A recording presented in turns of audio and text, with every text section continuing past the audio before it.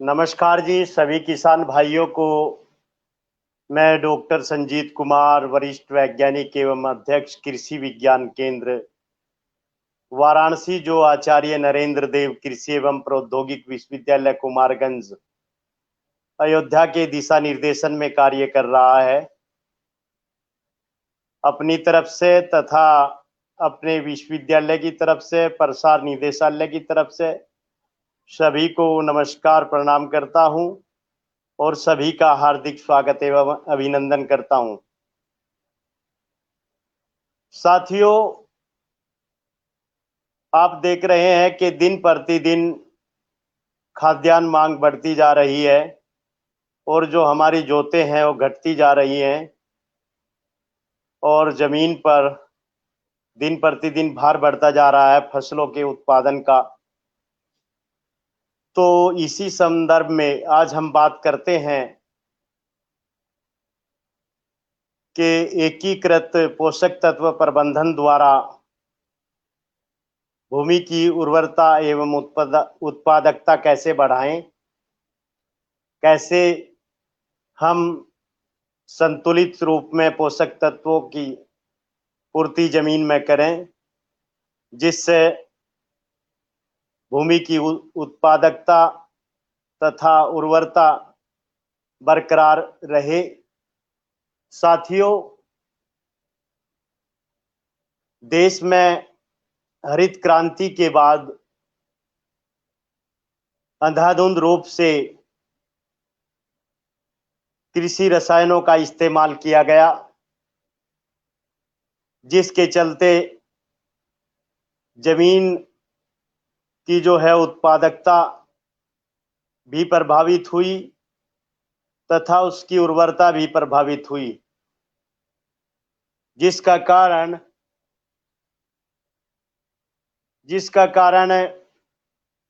असंतुलित मात्रा में उर्वरकों का उपयोग है।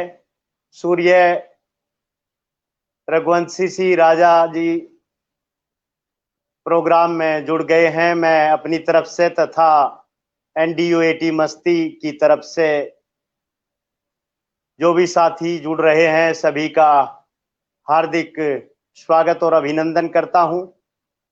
योगेंद्र प्रताप सिंह जी प्रोग्राम में जुड़ गए हैं और इनका मैसेज आया है, इनको गुड इवनिंग। और जो साथी जुड़ रहे हैं सबका मेरी तरफ से, राकेश पाल जी जुड़ रहे हैं प्रोग्राम में, इनका भी हार्दिक स्वागत और अभिनंदन है। साथियों, मैं बात कर रहा था कि भूमि में असंतुलित रूप से रासायनिक खादों का इस्तेमाल करने की वजह से इसकी उत्पादकता तथा उर्वरता प्रभावित हुई और देखा देखी किसानों ने एज ए कंपटीशन के रूप में अधिक से अधिक रसायनों का उपयोग करके उत्पादन भी बढ़ाया और हमारा देश खाद्यान्न में आत्मनिर्भर भी हुआ और आज जो है विदेशों में एक्सपोर्ट करने की दशा में है। तो उत्पादन तो बढ़ा लेकिन उर्वरता भूमि की प्रभावित हुई। तो अब वैज्ञानिक लोग, जितने भी अनुसंधान संस्थान हैं, जितनी भी एग्रीकल्चर यूनिवर्सिटीज हैं, जितने भी गवर्नमेंट के संस्थान हैं जो कृषि के संबंध में अनुसंधान कार्य कर रहे हैं, सबका एक ही राय है कि ऐसी पद्धति से भूमि के अंदर पोषक तत्वों की पूर्ति की जाए, जिससे भूमि की जो उत्पादकता है वो भी बरकरार रहे तथा उर्वरता भी बनी रहे। तो इन सब बातों को देखते हुए एक बात निकल के आई, एकीकृत पोषक तत्व प्रबंधन। जी हाँ, एकीकृत पोषक तत्व प्रबंधन यानी कि इंटीग्रेटेड न्यूट्रिएंट मैनेजमेंट। एकीकृत पोषक तत्व प्रबंधन भूमि के अंदर पोषक तत्वों को सप्लाई करने की वह पद्धति है जिसमें रासायनिक उर्वरकों के साथ साथ जैविक उर्वरकों का भी इस्तेमाल, जैविक खादों का भी इस्तेमाल किया जाता है, जैसे urea, DAP, potash, single super phosphate जो है फर्टिलाइजर के रूप में किसान लोग यूज कर रहे हैं। तो वैज्ञानिकों की यही सलाह है कि उसके साथ में जैविक खाद जैसे कंपोस्ट है या वर्मी कंपोस्ट है, सड़ी हुई गोबर की खाद है या मछली की खाद है, इन सभी को भी उसमें इस्तेमाल करें। और फसल चक्र भी अपनाएं। फसल चक्र में दलहनी फसलों का समावेश करें। जब हम दलहनी फसलें अनाज वाली फसलों के पहले या बाद में उगाते हैं तो उससे क्या होता है कि जो अधिक मात्रा में अदलहनी फसलें, धान्य फसलें जैसे गेहूं है या फिर मक्का है, धान है आदि सभी जो अनाज वाली फसलें हैं बहुत ज़्यादा मात्रा में पोषक तत्व जमीन से ग्रहण कर देती हैं। और उनके बाद वैज्ञानिकों ने यही सलाह दी है और दे रहे हैं कि अनाज वाली फसलों के बाद दलहनी फसलें उगाएं, जैसे अरहर है, चना है, मटर है, लोबिया है या मसूर है। उनको भी एक निश्चित अवधि के बाद हर एक खेत में उगाते रहें। इससे क्या होगा कि जो दलहनी फसलें हैं वो वातावरण की नाइट्रोजन को जमीन के अंदर इकट्ठा करती रहेंगी और जमीन के अंदर जो पोषक तत्वों का बैलेंस है वो बना रहेगा। साथ ही साथ जो दलहनी फसलें होती हैं और उनकी कुछ फसलें जैसे मूंग है या उड़द है, उनकी हम फलियों की तुड़ाई कर लेते हैं और उसका जो पादप अवशेष है वो जमीन के अंदर ही मिला दिया जाता है। तो इससे क्या होता है कि उसमें कार्बनिक पदार्थ भी जमीन के अंदर ऐड हो जाता है। साथ ही साथ वे सभी पोषक तत्व पादप अवशेषों में होते हैं जो पौधे को उसकी ग्रोथ के लिए या वृद्धि के लिए आवश्यक होते हैं। तो साथियों, इंटीग्रेटेड न्यूट्रिएंट मैनेजमेंट यानी कि एकीकृत पोषक तत्व प्रबंधन के द्वारा हम जमीन में फसल की आवश्यकता को देखते हुए विभिन्न प्रकार के जैविक तथा रासायनिक खादों का इस्तेमाल, रासायनिक उर्वरकों का इस्तेमाल करते हैं। और इस मंच के माध्यम से जितने भी किसान जुड़े हुए हैं या साथी जुड़े हुए हैं या विद्यार्थी जुड़े हुए हैं, एक बार फिर मैं उन सभी का स्वागत और अभिनंदन करता हूं। साथियों, मैं कह रहा था कि एकीकृत पोषक तत्व प्रबंधन में फसल की आवश्यकता के अनुसार एक निश्चित अनुपात में जैविक तथा रासायनिक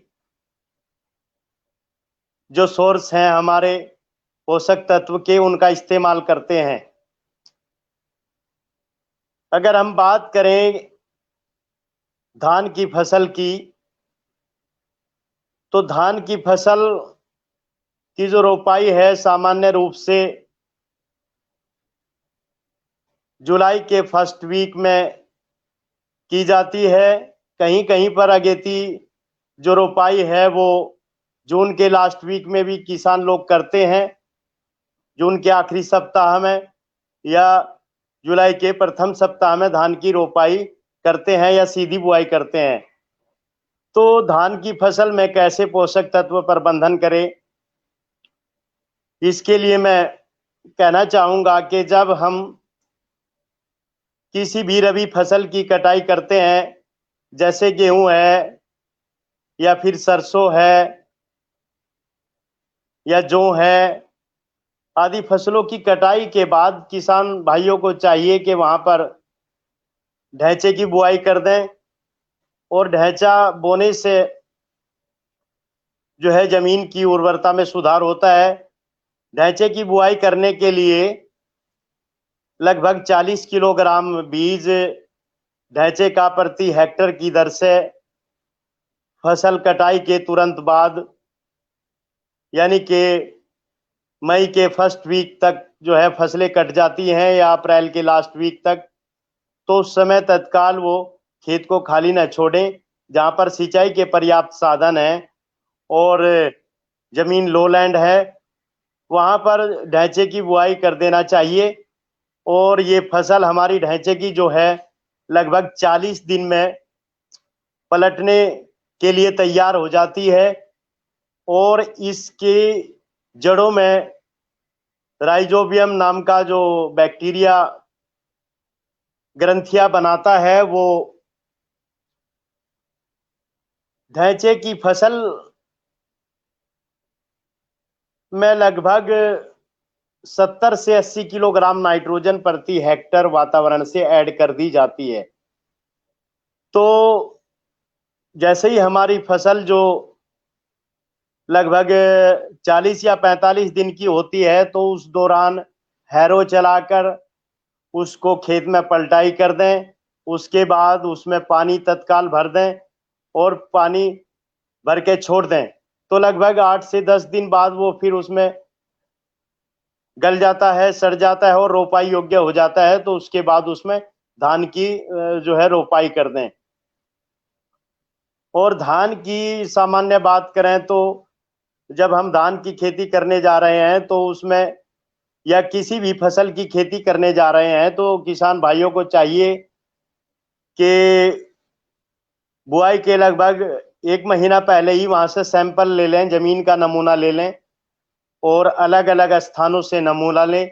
लगभग 15 सेंटीमीटर गहराई तक वी शेप का, ये वी शेप का ऐसा इधर से काटते हैं हम और फिर इधर से काटते हैं, वी शेप का गड्ढा बना लेते हैं और वी शेप के गड्ढे से जमीन वो मिट्टी निकालते हैं और उस मिट्टी को फिर ले जाके आपस में मिलाते हैं। ये नमूना 4-5 जगह से लेते हैं। ध्यान रहे कि ऐसी जगह से नमूना न ले जहां पर किसी खाद का ढेर लगा हुआ हो, या सड़क के किनारे से नमूना नहीं लेना है, या जहां पर पशु नजदीक में बंधे हो वहां से नमूना लेने।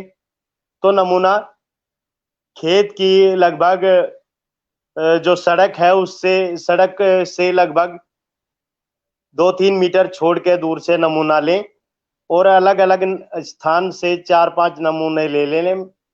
फिर आपस में उसको मिक्स कर लें और बारीक उसको पीट कर बारीक बना लें, पीस लें, छनाई कर लें। और फिर इसको वर्ग मेथड से, स्क्वायर मेथड से जैसे ऐसे काटते हैं और ऐसे काटते हैं, तो वर्ग मेथड से उसको काटते रहेंगे और जो फालतू नमूना होगा वो एक तरफ फेंकते रहेंगे। और ये प्रक्रिया तब तक करते हैं जब तक हम जो है नमूना मिट्टी का लगभग 500 ग्राम रह जाता है, तो ये नमूना लेके हम खेत का नंबर उस पे डाल दें, किसान अपना पूरा नाम पता डाल दें और एक कपड़े की थैली इसके लिए होनी चाहिए, नए कपड़े की। तो उसमें लेके पैक करके और उसको मिट्टी जांच की जो प्रयोगशाला होती है नजदीक में, वहां पर भेज दें। लगभग 12 से 15 दिन में वहां से रिजल्ट मिल जाएगा और उसके आधार पर फिर वहां से संस्तुति भी मिलेगी कि इतनी मात्रा में ये इसमें खाद उर्वरक डालने हैं। और उसको ध्यान में रखते हुए खाद उर्वरकों का इस्तेमाल करना चाहिए। अगर किसी कारण से जो है नमूना नहीं ले पाए किसान और उसका रिपोर्ट ना मिल पाए, तो फिर वो सामान्य जो रिकमेंडेशन है, जैसे 120 किलोग्राम नाइट्रोजन, 60 किलोग्राम फॉस्फोरस तथा 50 किलोग्राम पोटास व 20 से 25 किलोग्राम जिंक सल्फेट प्रति हेक्टर की दर से इस्तेमाल करना चाहिए, और जिसमें लगभग अगर किसान के पास पर्याप्त मात्रा में सड़ी हुई गोबर की खाद है, तो लगभग 10 टन गोबर की खाद जो अच्छे से सड़ी हुई हो, या फिर 5 टन वर्मी कंपोस्ट केंचुए की खाद ले लें, और उसको खेत की तैयारी के समय समान रूप से 10 से 15 सेंटीमीटर तक गहराई तक अच्छी प्रकार से मिला दें। और उसके बाद फिर तो हम देखते हैं कि अगर 10 टन गोबर की खाद इस्तेमाल कर लेता है किसान, तो उसमें लगभग 50 किलोग्राम नाइट्रोजन गोबर की सड़ी हुई जो खाद होती है उसके साथ में चली जाती है, और लगभग 70 किलोग्राम नाइट्रोजन जो बचती है उसके लिए जो है यूरिया, डीएपी आदि का इस्तेमाल कर सकता है। और जो फॉस्फोरिक फर्टिलाइजर है, जैसे डाई अमोनियम फॉस्फेट है या सिंगल सुपर फॉस्फेट है, और पोटेशिक जो फर्टिलाइजर है जैसे पोटेशियम क्लोराइड है या पोटेशियम सल्फेट है, तो और जिंक सल्फेट जिंक के लिए उसकी जो पूरी की पूरी मात्रा है वो खेत की तैयारी के समय जमीन में मिट्टी में 10 से 15 सेंटीमीटर गहराई तक मिला दें। और जो नाइट्रोजन है उसकी लगभग 33% मात्रा खेत की तैयारी के समय मिला दें, और 33% मात्रा लगभग रोपाई या बुआई के 25 से 30 दिन बाद खड़ी फसल में इस्तेमाल करें। और बाकी की जो 33% नाइट्रोजन बचती है उसको जैसे ही हमारी बालें निकलने वाली होती हैं, उसको बोलते हैं पैनिकल इनिशिएशन स्टेज, वहां पर उस समय उसका इस्तेमाल खरीफ फसल में करें।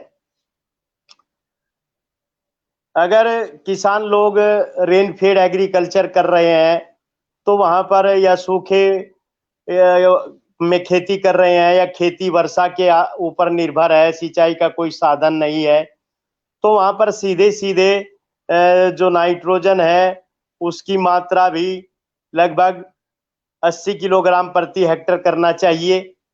और जो फॉस्फोरस और जो पोटास है उसकी मात्रा भी घटाते हैं हम। जैसे नाइट्रोजन की मात्रा लगभग 80 किलोग्राम प्रति हेक्टर की दर से इस्तेमाल करेंगे रेनफेड एरियाज में, और फॉस्फोरस लगभग 40 किलोग्राम प्रति हेक्टेयर करेंगे, और पोटास लगभग 30 किलोग्राम प्रति हेक्टेयर करेंगे, और जिंक सल्फेट वही 15 से 20 किलोग्राम प्रति हेक्टेयर की दर से इस्तेमाल करना चाहिए। और समय समय पर फसल को देखते रहना चाहिए, ये भी देखें कि उसमें कोई वीड तो नहीं हुए हैं, क्योंकि आप सभी जानते हैं कि खरपतवार भी बहुत ज्यादा मात्रा में पोषक तत्वों का ह्रास खेतों से करते हैं। तो विभिन्न साधनों का इस्तेमाल करते हुए, जैसे मैनुअल निराई गुड़ाई या वीडीसाइड का इस्तेमाल करके खरपतवारों को निकाल देना चाहिए। खेत को खरपतवारों से मुक्त रखें।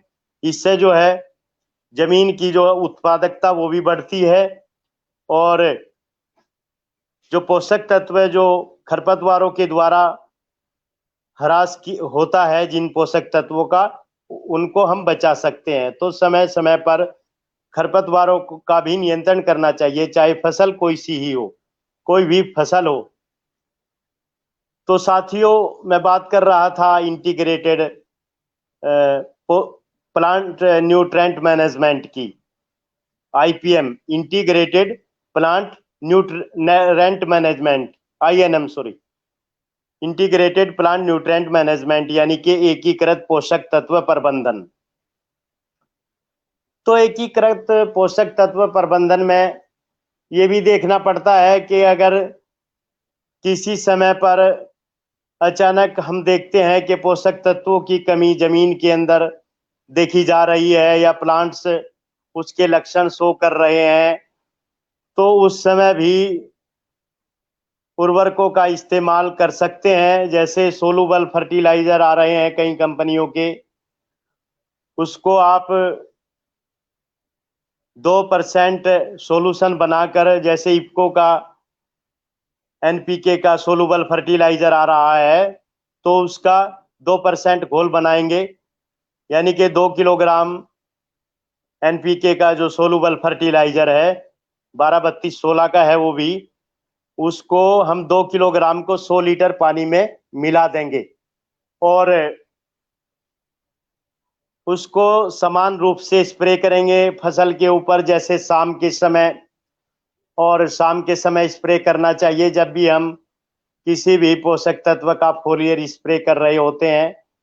कभी कभी देखने को मिलता है कि खेत में जिंक की कमी भी देखी जाती है, अचानक उसके लक्षण प्रकट हो जाते हैं खेतों में। अगर हम पहले ही बेसल एप्लीकेशन कर देंगे तो ये समस्या नहीं आएगी। अगर किसी कारणवश किसान नहीं कर पाए हैं तो खड़ी फसल में उसका भी स्प्रे कर सकते हैं। तो इंटीग्रेटेड न्यूट्रेंट मैनेजमेंट मैंने बताया कि सामान्य दशा में कैसे करें, रेनफीड दशा में कैसे करें। साथ ही साथ इस सिस्टम में जो है दलहनी फसलों का भी समावेश करें और जैविक जो खाद हैं या बायो फर्टिलाइजर हैं उनका भी इस्तेमाल करें।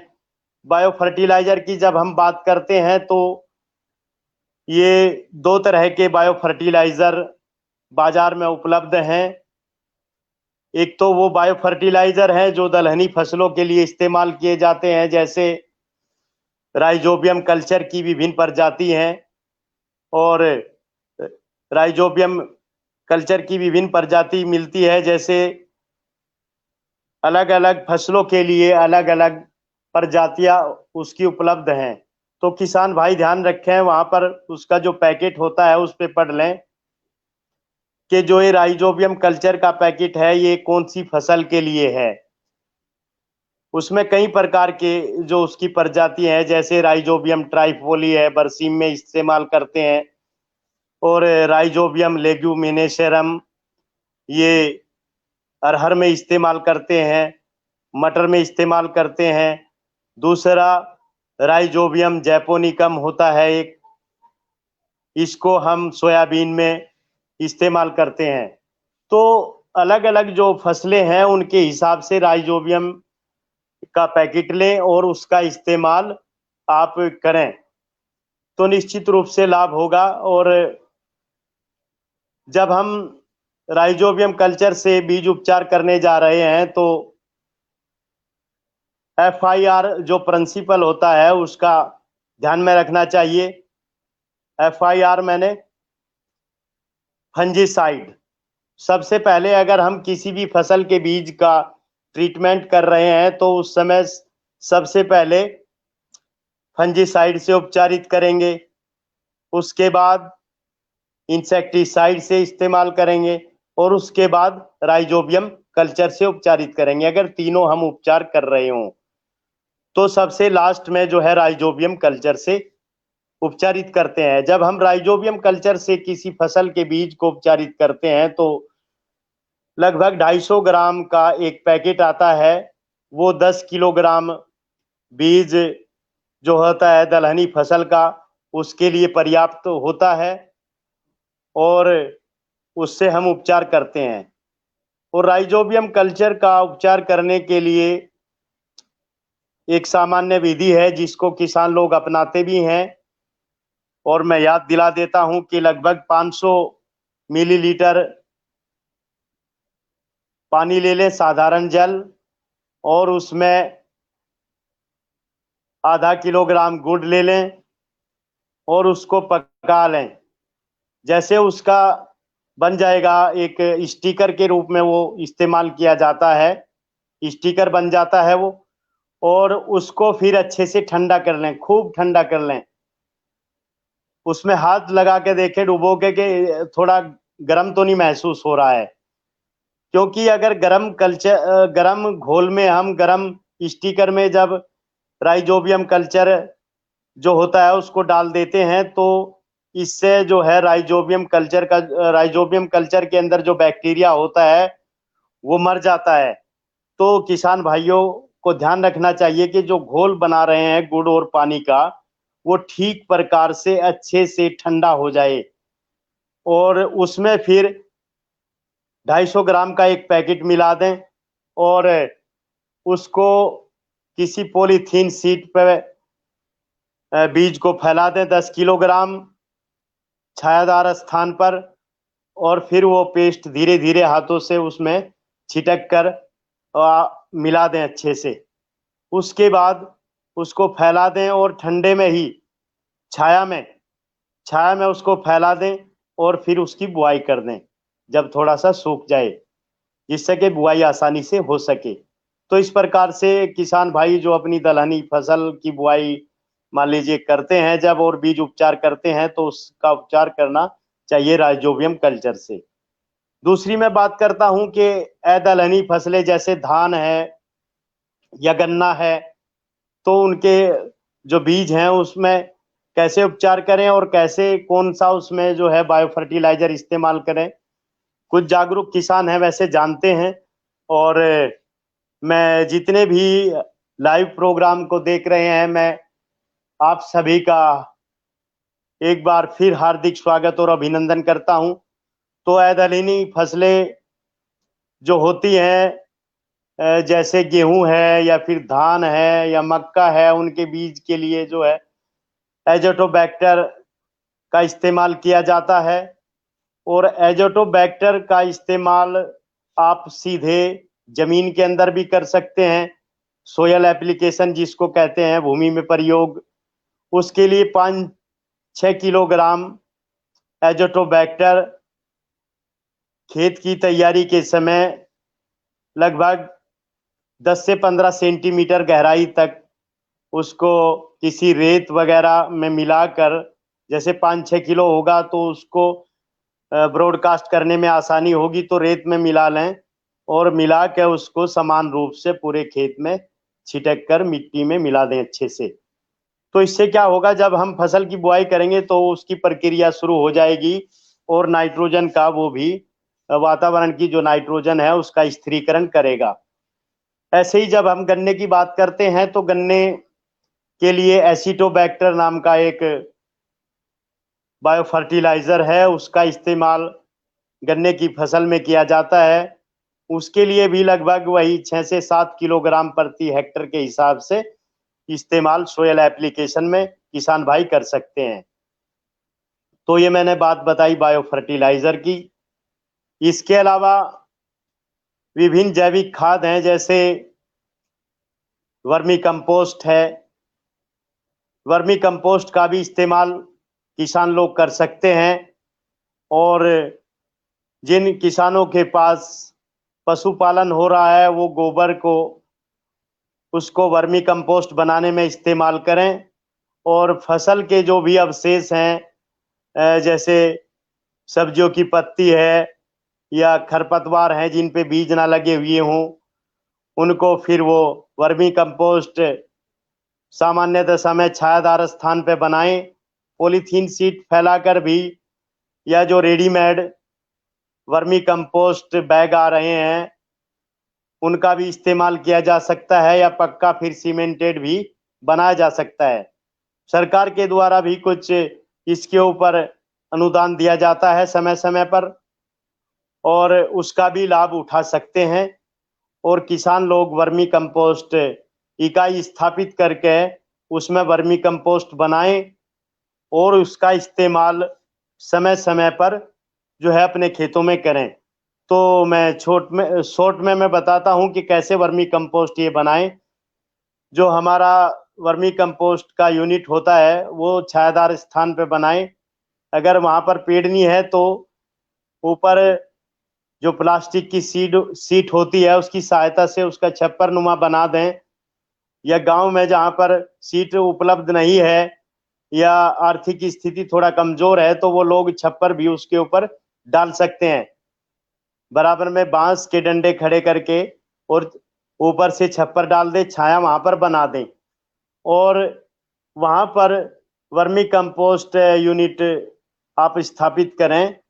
और वर्मी कंपोस्ट यूनिट में जो खेत के मैंने पहले भी बताया है खरपतवार जो होते हैं जिन पे बीज ना आए हुए हों या सब्जियों की पत्ती हैं या कुछ अन्य पादप अवशेष हैं उनको भी मिलाएं और उसमें भर दें यूनिट में। और उसके ऊपर फिर ताजा गोबर जो फ्रेश गोबर होता है, काउडंग जिसको बोलते हैं कुछ लोग, फ्रेश गोबर का इस्तेमाल वहां पर करें। और फ्रेश गोबर में फिर केंचुआ उसमें वहां पर छोड़ दें और जो केंचुआ छोड़ देंगे वो फिर लगभग उसको कन्वर्ट कर देगा वर्मी कंपोस्ट में लगभग 40 से 45 दिनों में। तो उसमें भी लगभग सभी प्रकार के पोषक तत्व होते हैं और उसका इस्तेमाल 4 से 5 टन प्रति हेक्टर के हिसाब से लगभग 2-3 साल के अंतराल पर करना चाहिए। इससे क्या होगा कि जब हम जैविक खादों का इस्तेमाल जमीन में करेंगे तो उसकी जो है भौतिक दशा और रासायनिक दशा में भी सुधार होगा। साथ ही साथ जल संचार, वायु संचार उसमें प्रॉपर होगा। जितने हमारे लाभकारी जीवाणु हैं उनकी भी एक्टिविटी बढ़ेगी और जो जमीन है उसकी उर्वरता में भी सुधार होगा और साथ ही साथ उत्पादकता में भी सुधार होगा। तो जब उत्पादकता और उर्वरता की बात करते हैं तो किसान भाइयों और जितने भी विद्यार्थी या कुछ छात्र लोग जो इस प्रोग्राम को देख रहे हैं, मैं ये कहना चाहूंगा कि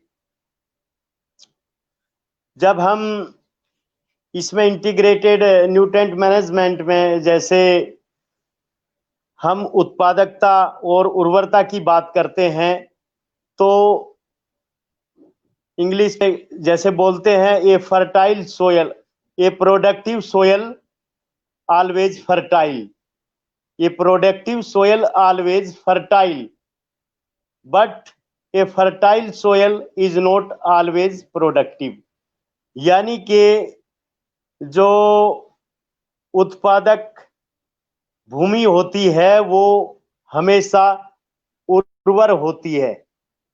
यानी कि जो भूमि जिस भूमि की उत्पादकता अच्छी होती है उसकी उर्वरता भी अच्छी होती है, ये सामान्य बात है।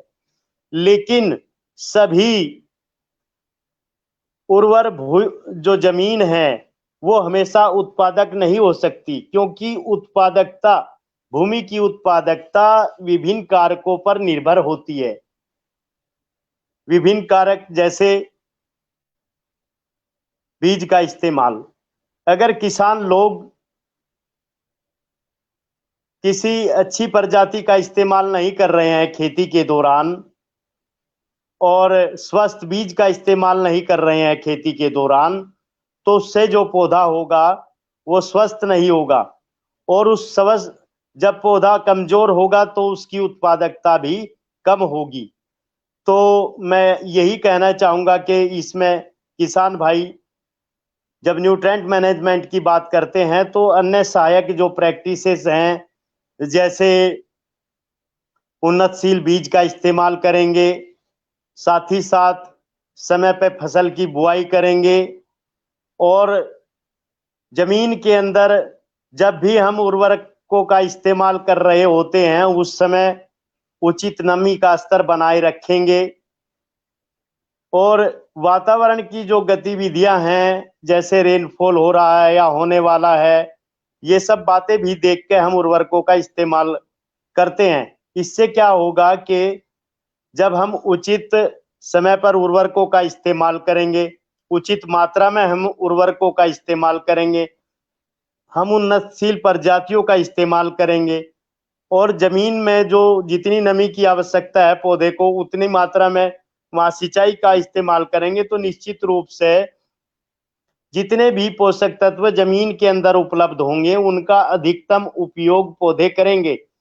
और जब पौधे उचित मात्रा में उर्वरकों का उपयोग करेंगे तो उनकी बढ़वार, उनकी वृद्धि, उनमें कल्लों की संख्या और बालियों में दानों की संख्या, या गन्ने की बात करें तो गन्ने में टीलर्स की संख्या उनमें, और स्वस्थ गन्नों की संख्या, फिर गन्ने के अंदर शुगर परसेंटेज, ये सब अच्छा रहेगा जब सारी चीजें हम उचित समय पे करेंगे। विभिन्न एग्रोनॉमिक प्रैक्टिसेस, विभिन्न कृषि क्रियाएं जब हम उचित समय पे करेंगे, जैसे गन्ने की बुआई या किसी भी फसल की बुआई या आलू की बुआई या सब्जियों की बुआई हम उसके उचित समय पे करेंगे तो उसकी बढ़वार अच्छी होगी, और अच्छा बीज इस्तेमाल करेंगे तो उसकी जो जनरेशन आगे आएगी वो भी अच्छी होगी और प्रोडक्टिव होगी।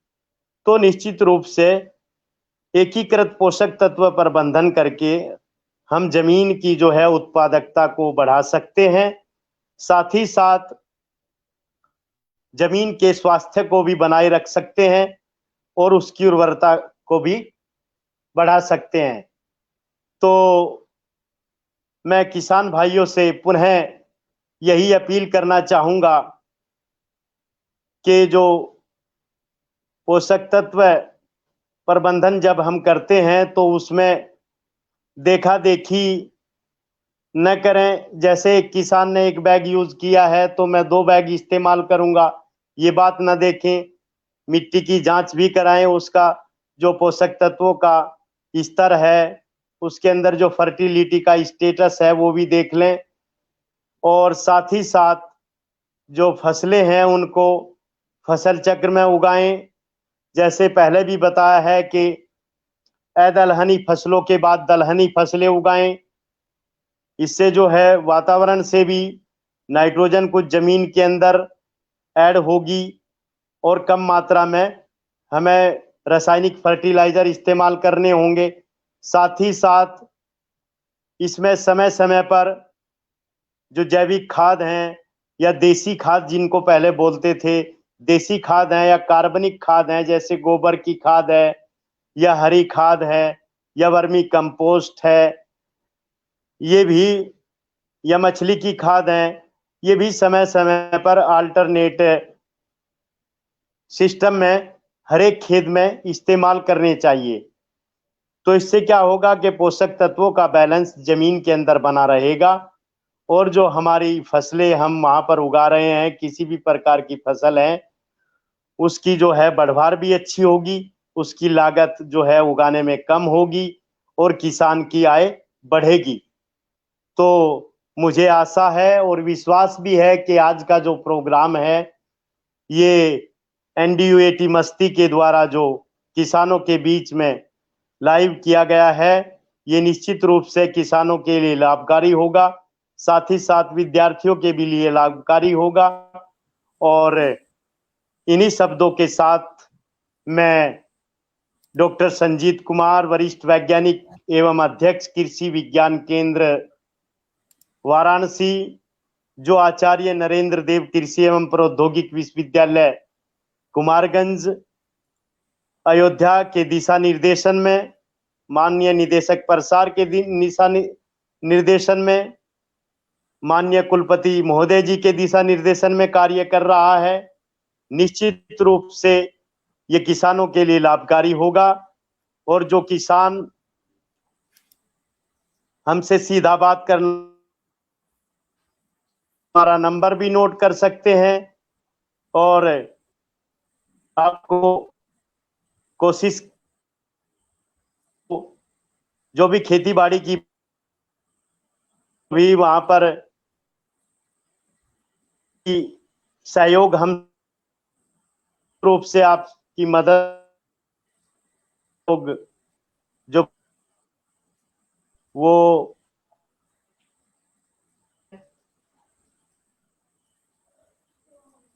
810057 10007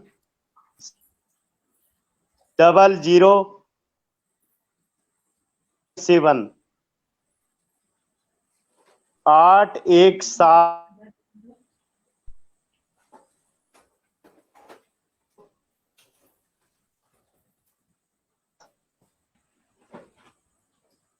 समय फोन कर सकते हैं। अगर हम बाई चांस किसी गोष्ठी में तो फोन नहीं कि आज एनडी से ये वादा भी है हमारा, मिलता है तो निश्चित रूप से किया जाएगा। एक बार फिर एनडीयूएटी मस्ती आभार, धन्यवाद।